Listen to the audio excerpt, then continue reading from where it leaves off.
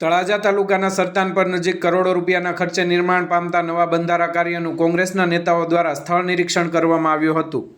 તળાજા તાલુકાના સરતાનપર નજીક કરોડો રૂપિયાના ખર્ચે તૈયાર થઈ રહેલા નવા બંધારાના નિર્માણ કાર્યનું આજે કોંગ્રેસ પક્ષના પૂર્વ ધારાસભ્ય કનુભાઈ બારૈયા દ્વારા સ્થળ પર જઈ નિરીક્ષણ કરવામાં આવ્યું હતું. જેમાં તળાજા તાલુકા પંચાયત કોંગ્રેસ સીટના વિરોધ પક્ષના નેતા ઘુસાહતા ચોપડા તેમજ તળાજા કોંગ્રેસ શહેર પ્રમુખ ગૌરાંગભાઈ બાલદિયા, તળાજા કોંગ્રેસ મહામંત્રી બારૈયા પ્રકાશભાઈ અને હિરેનભાઈ પંડ્યા સહિત કોંગ્રેસના આગેવાનો હાજર રહ્યા હતા. બંધારા નિર્માણ સ્થળ પર ચાલી રહેલી કામગીરીની વિગતવાર માહિતી મેળવી હતી તેમજ કામની ગુણવત્તા અને સમય મર્યાદા અંગે ચર્ચા કરી હતી.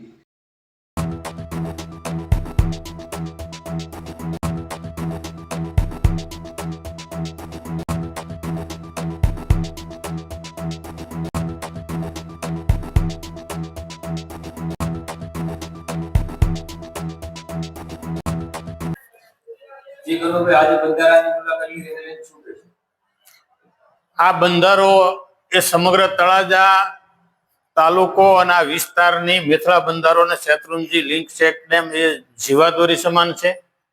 મારા પહેલાના ધારાસભ્યોએ આગેવાનોએ પણ આના માટે ઘણી રજૂઆતો કરી છે, પણ આ બંધારો એ મારા ધારાસભ્યના સમયકાળ દરમિયાન મંજૂર થયો છે અને એ મંજૂરી માટેનું સદભાગ્ય મને પ્રાપ્ત થયું છે. ત્યારે હાલ આ બંધારણનું કામગીરી ચાલુ છે.